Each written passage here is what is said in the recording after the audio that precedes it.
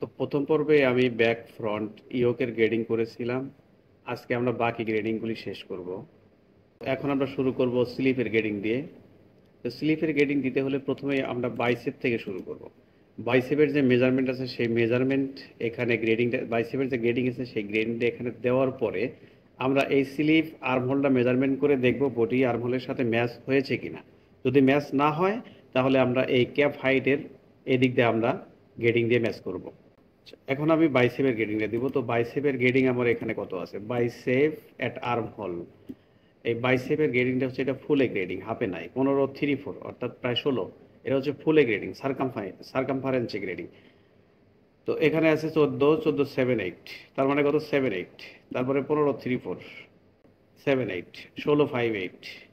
তো 15-3-4, 16-5, এটাও 7-8, 16-5-8, 17 হাফ, এটাও 7-8, 17 হাফ, 18-3-8, এটাও 7-8। তার মানে প্রত্যেকটা 7-8 করে গ্রেডিং। তাহলে আমরা বাইসেপের এখানে চলে যাব, কন্ট্রোল সিলেক্ট করব, এই পয়েন্ট সিলেক্ট করে ডিডিও এর ঘরে আমরা 7-8 কে অর্থাৎ বাইসেপকে আমরা, বাইসেপের গ্রেডিং যদি ফুলে থাকে তাহলে আমরা এটাকে 2 দিয়ে ভাগ দেবো, আর যদি হাফে থাকে তাহলে কোনো ভাগ দেবো না, ডিরেক্টলি আমরা মান বসিয়ে দেবো।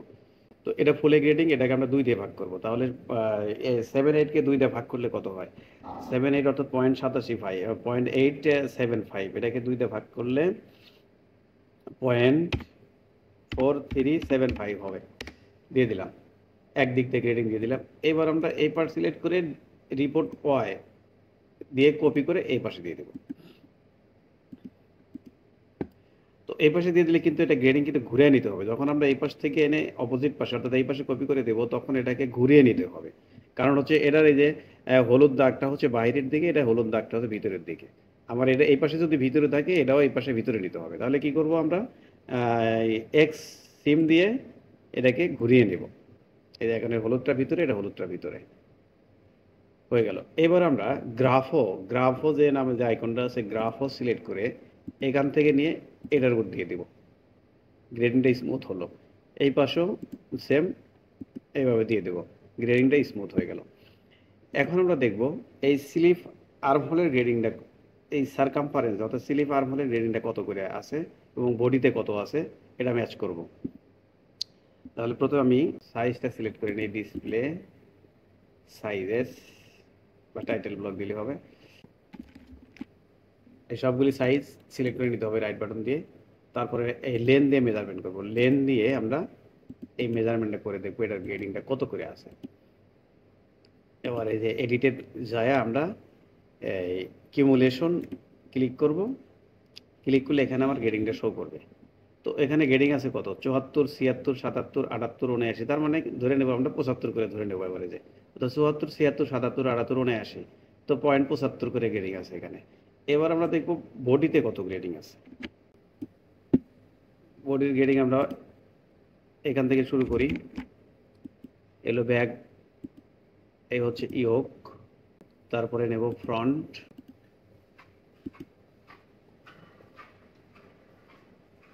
এই যে ফ্রন্ট,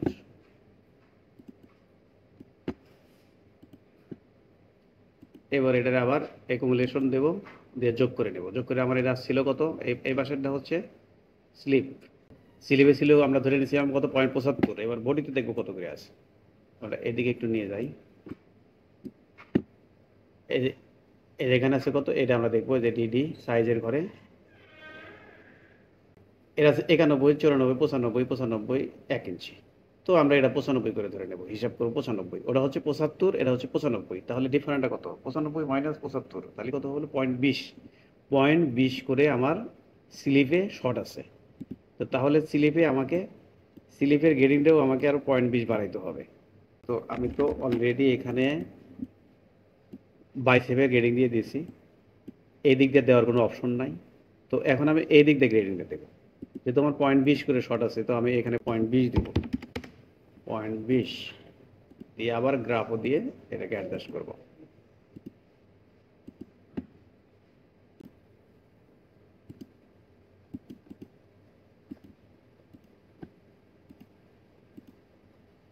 98, 99, 99, 99 করে আছে, 95 জায়গায় 99, অর্থাৎ একটু বেশি আছে। তো এইটুকু আমরা বেশি রাখতে পারি, আর যদি কমাইতে চাই আবার আমি কমাইতে পারবো এখান থেকে। এভাবে আমাকে এটা অ্যাডজাস্ট করে নিতে হবে। তো এখানে আমার 0.20 আছে, আমি এখানে আরেকটু কম দিলাম, 0.16 দিলাম। 16 দেওয়ার পরে আবার গ্রাফও দেব। তো যতক্ষণ এটা আবার অ্যাডজাস্ট না হবে ততক্ষণ আমরা এটা কমে এবারে নিতে পারবো।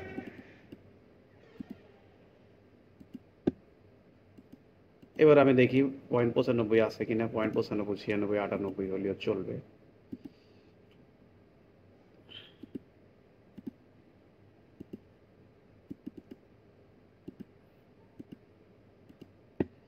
এবার কিন্তু 94, 94, 94, 95 আছে।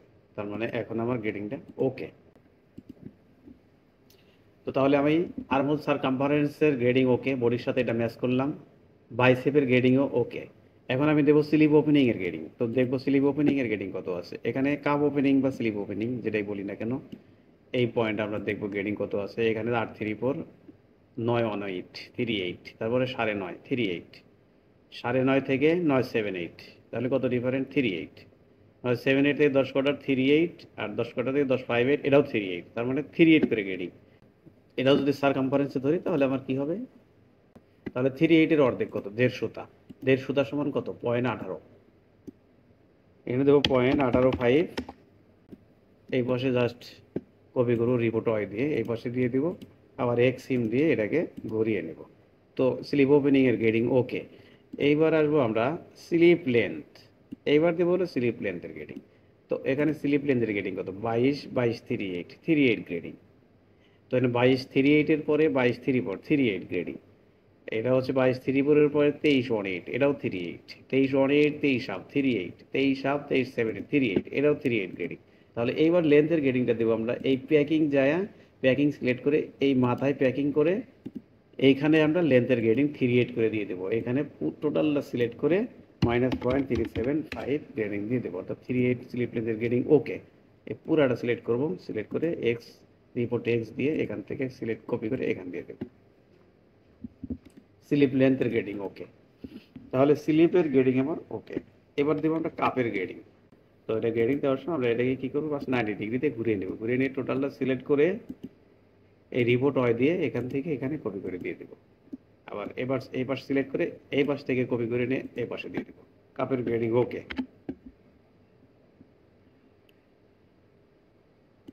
তারপরে কি আছে, কাপ হাইটের কোনো গ্রেডিং নাই, 2.5 ইঞ্চি 2.5 ইঞ্চি করে দেওয়া, 2.5 ইঞ্চি করে দেওয়া আছে কাপ হাইট।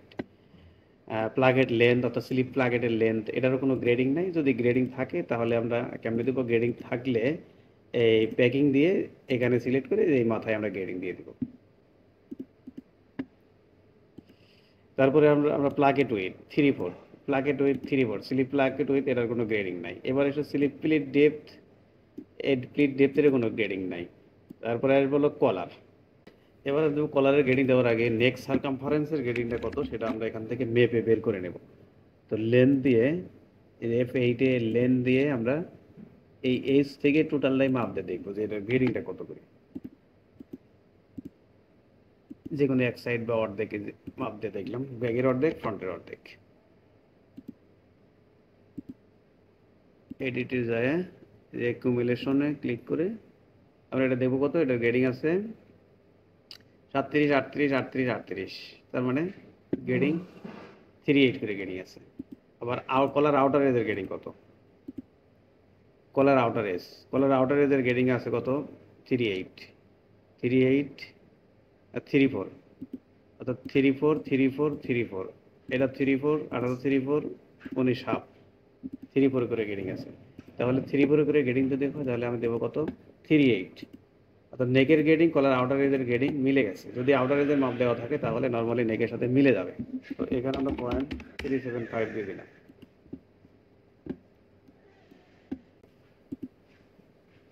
এবার রিপোর্ট এক্স দিয়ে এখান থেকে এটা কপি করে দিয়ে দেবো,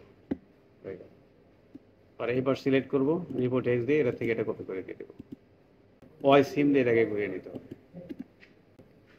এখানে কলার আউটার এজের গ্রেডিং এবং কলার নেক সিমের যে গ্রেডিংটা এটা কিন্তু ম্যাচ হয়েছে। এখানে কলার আউটার এজের গ্রেডিং এবং নেক্সট সিমের গ্রেডিং সেম, যার কারণে আমার এখানে কোনো ঝামেলা হয় না। যদি নেক্সট সিমের গ্রেডিংয়ের সাথে কলার আউটার এজের গ্রেডিংয়ের মিল না থাকে সেক্ষেত্রে আমরা একটু কম বেশি করে নেব, কারণ এই পাশে আমরা আউটার এজের গ্রেডিং দিয়ে দিব আর এই পাশে নেক সিমের গ্রেডিং দিব, কিন্তু এই ডিফারেন্টটা খুবই মাইনর হতে হবে। যদি বেশি ডিফারেন্ট হয় তাহলে এইভাবে দেওয়া যাবে না, কলারের শেপ নষ্ট হবে। এবার সেম গ্রেডিং ব্যান্ডের উপর দিয়ে দেবো। রিপোর্ট এক্স থেকে কপি করে নিয়ে এর পাশে দিয়ে দেবো, এই পাশ থেকে নিয়ে এই পাশে দিয়ে দেবো, ফিনিশটার উপরে দিয়ে দিই।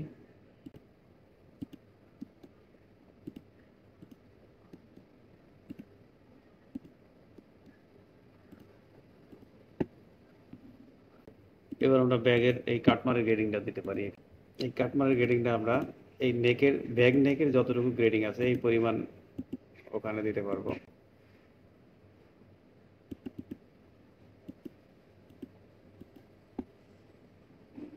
এখানে এক সাইডে আছে কত 0.12 করে গ্রেডিং আছে।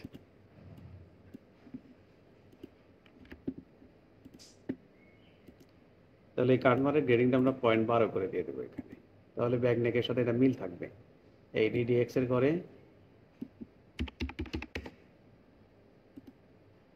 এটাকে কপি করে এই পাশে দিয়ে দেবো, রিপোর্ট এক্স দিয়ে কপি করে এই পাশে দিয়ে দেবো, আর ওয়াই সিম দিয়ে এটাকে ঘুরিয়ে নেব। কাটমারের গ্রেডিং আমার ওকে হয়ে গেল। এবার ব্যাগে যাব। আরেকটা বিষয় হচ্ছে স্লিপের কাটমার্কের এই গ্রেডিংটা মিলানো হয়নি, অর্থাৎ এখানে দুইটা কাটমার, এটা ব্যাক সাইড, এখানে দুইটা কাটমার, অর্থাৎ এই কাটমার থেকে এখান থেকে এই দুইটা কাটমারের যত দূরত্ব সেম স্লিপেও এখান থেকে তত দূরত্ব হতে হবে। তাহলে এই কাটমারের গ্রেডিংটা আমরা কিভাবে দেবো, এটা খুবই ইম্পর্টেন্ট।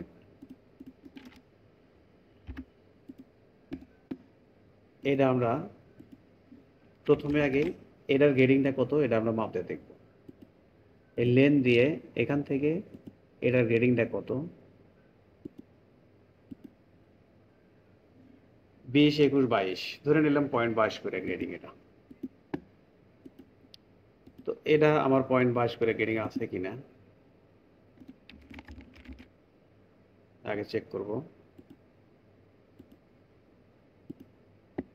এটা আছে 19, 19, 19 করে, 0.22 করে বা 22, 23, এটা আছে 20, 21, 22, 23 এরকম আছে। এটাও কাছাকাছি আছে।